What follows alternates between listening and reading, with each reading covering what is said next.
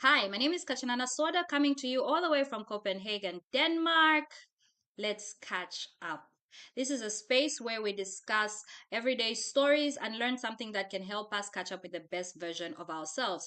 Today's stories, we're looking at DJ Kandeke, who has been convicted of a crime which is being called the offense of nuisance by a drunken person and charged 300 kwacha for this crime.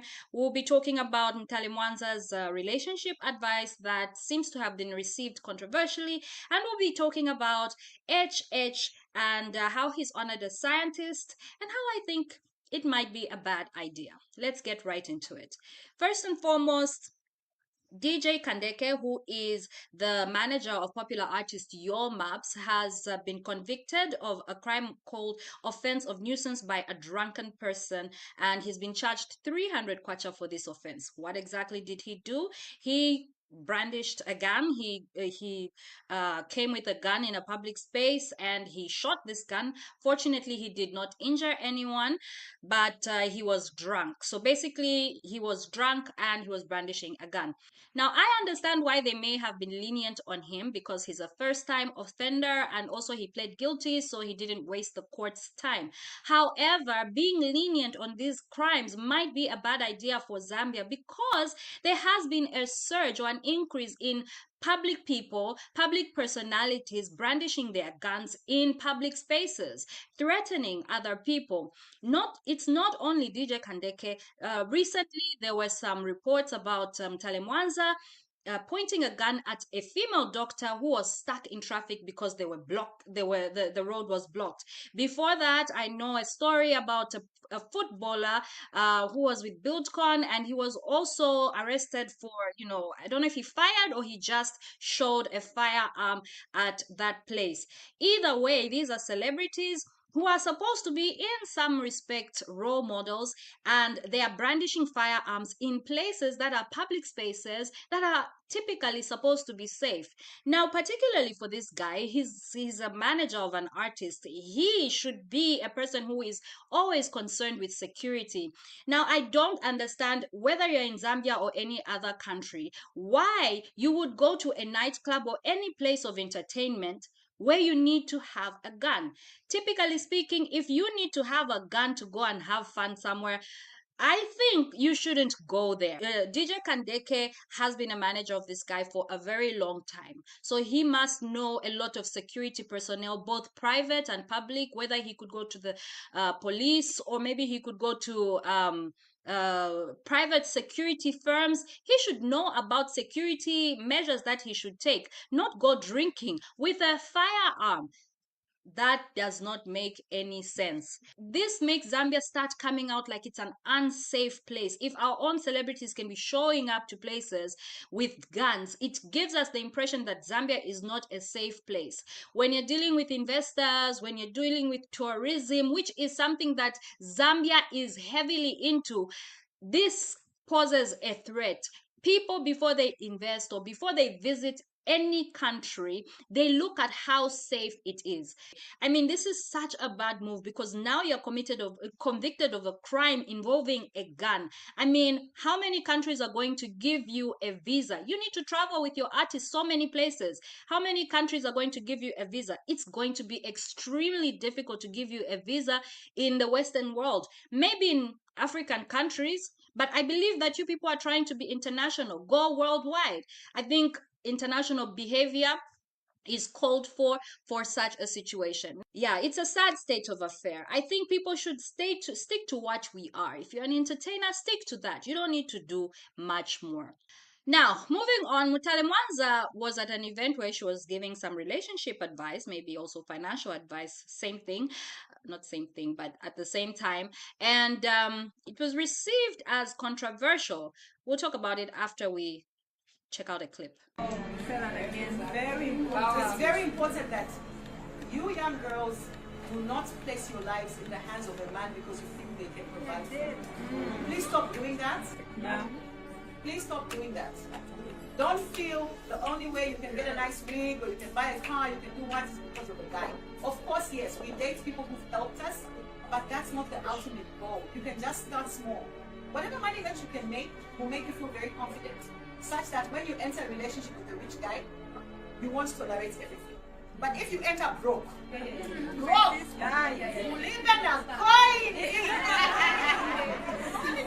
You'll find yourself. You will find yourself tolerating anything and everything. So empower yourself. Start small and grow. There was a time I never even had a car. I used to just get on a bus and move. You know, sometimes you meet a nice guy, he's got some money, he gives you a car, the relationship ends, he takes it back. Now again, you're back to taxis. And that's what happened to me. And these are lessons that I've learned in life. It's nice to date rich, it's nice to date wealthy, but if your name is not on that title deed, if your name is not on that white book, no, you are finished. So how's about... For a lot of people, Mutale Mwanzas' image has kind of spoken to more of a sugar babe type of arrangement, a woman who is out for just her money, not interested in serious relationships, etc. But I do know that the image has been about, you know, the sexy girl, the girl who loves nice things, the girl who likes rich things, the girl likes to date up, you know, all that kind of stuff. And here she is giving some advice, which I think is okay advice, nothing really wild about it. But the reason that people may be up in arms is the source of the advice. The source of the advice. Now, one thing I learned during the transformation, or my personal transformation getting into Christianity, is the source matters. It's not just about what somebody says, it's about who is saying it. Now, I'm going to take you to a Bible verse, right? It is Luke chapter 4 verse 33, and it talks about when in the synagogue there was a man possessed by a demon, an impure spirit. He cried out at the top of his voice, "Go away! What do you want with us, Jesus of Nazareth? Have you come to destroy us? I know who you are, the Holy One of God." "Be quiet," Jesus said sternly. "Come out of him." Now, this demon was actually speaking the truth. This was Jesus, the Holy One of God.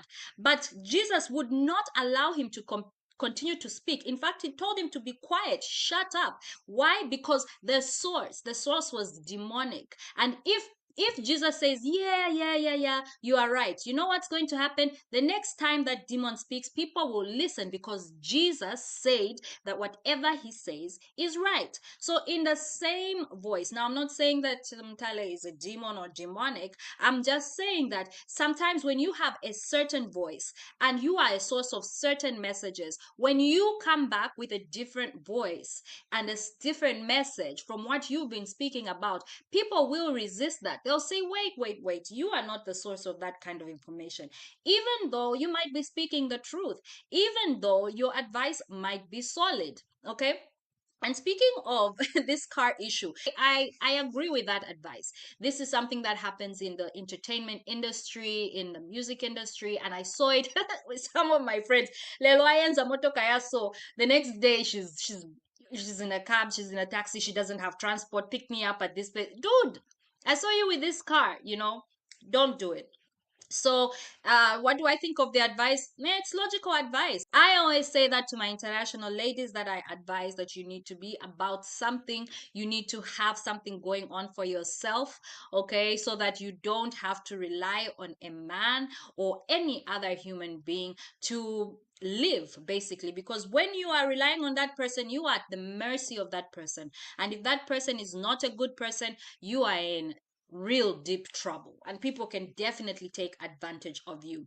Okay, so Mwanga Chileshe has been given a donation by the president of Zambia to help with this hydro program that he's been working on.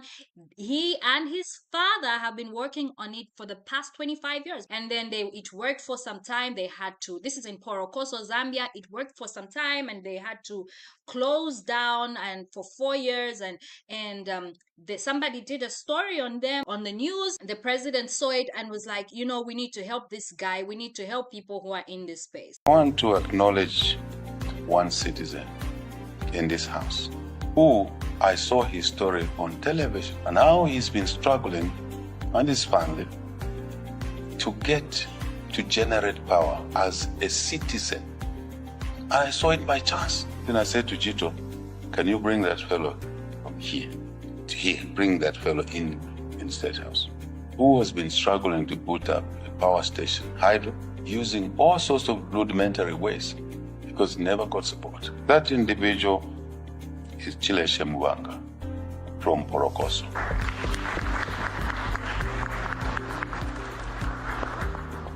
This company, we've been producing power up to 300 kilowatt, of which this hydro power project, it has been abandoned for 4 years until it was last year recognized by the... Mwanga, for how many years have you been working, your father and yourself, how long have you been working on that project? Since 2000, of which it came to be recognized last year by the president. And we are hoping that after that recognition through the Ministry of Energy, we'll be able to receive support that we can upgrade now to 1 megawatt, that we can also play a role in reducing to this power deficit we are experiencing in this country. The president is donating money to Chileshe and his family to support modernizing the power station, making it safe, technically correct, safe, with engineering support from the ministry, so that we can demonstrate that this is not for the upper Mwanzas. This conversation, Chair here, Minister, is not for the upper Mwanzas, it's for everyone. And they can be able to generate this sort of power. Yes, good stuff. I'm glad that they recognized him. But why did it have to take the president of Zambia to recognize his efforts? Mporokoso is not such a big place. Kasama is not such a big place. These are places where people know each other. Northern Province, okay, in terms of space. But when it comes to people doing innovations, this is a small place, especially when we're looking at a person who has been working on a project like this since the year 2000, 25 years. The moment we started to have these load shedding problems, we were supposed to get in touch with this person. Where is the district commissioner on this issue? Where are the parliamentarians on that issue, the politicians? Where are the CDF in this situation? Isn't CDF supposed to be dealing with these things? Are people at CDF just seated there waiting for people to come and apply for a fund? Do we not have a communications department that goes out into the public and seeks out great projects that could need funding from this? Or we're just going to be waiting for people who are interested in funding?